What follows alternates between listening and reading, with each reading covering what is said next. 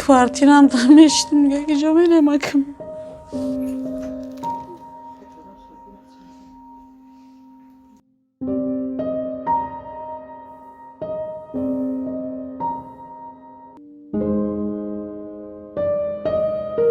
یه روز پیش казарма будан хона омад. Я шабхона дайсто шанбе якшанбе корда буд, саҳар барвақт рафт. Очам хатим буд, амрама духтур мерам ё мазам нест, хела чени кадиса будам. И худаш казарма очам гудако ман нигоҳ мекард, ман духтур мерафтим меомадам. Шанбе очам ам хона рафту, и якшанбе кор рафт. Пага ака гуфт абед дертар мебурам, гуфт барои кор дертар мебурам, озро абедҳо дар мебурам 11-12. گفت خمیام کودک‌ها نگاه میکنم با ما با کپلمونی میرفتم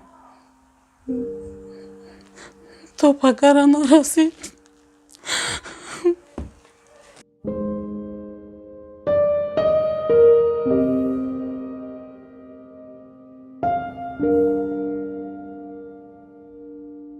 شون در چستی 65-93 کماندیر رو تکار میکرده، از 2007 کار میکردم اونجا. 4 سال 5 سال شد که سنی وحدت اومدگیم. ایستا کوارتیر ارزانتر 400 طرف شهر قیمترک میشتیم نرسید گویلیک و طرف سیجا 400 میشینیم.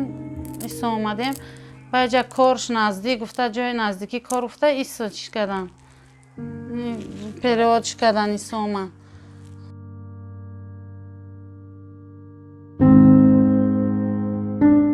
من میرفت میگفت توکلی من به خدا. چقدر انسان خوب بود. هر وقتی که بگاه اسم این کار میرفت میگفت خاله جان پیش کودکای ما بیا ایشا. میگفتم خوب شده. میگفت که توکلی من به خدا بیا پیش کودکام.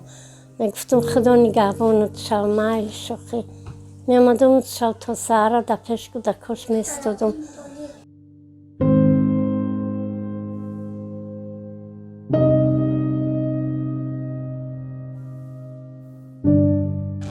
بسیار خاکسار بود.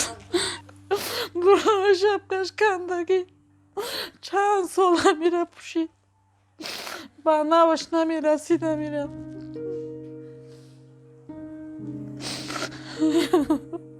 ای جایس من نمیدونم چی کار کنم. معلومات عالی ندارم. بسیار کار کردن نمیتونم. خواهش میکنم ای دولت اگر امکانیت باشه یا سرپناهک برای 3 فرزنده کنه یا یاردم کنه. برای یکم یاردم چی هم ندارم، یکم کس هم یاردم کردن نمیتونه. خیلی مرا اجارش تایست پس هم نمیتونم دیگه.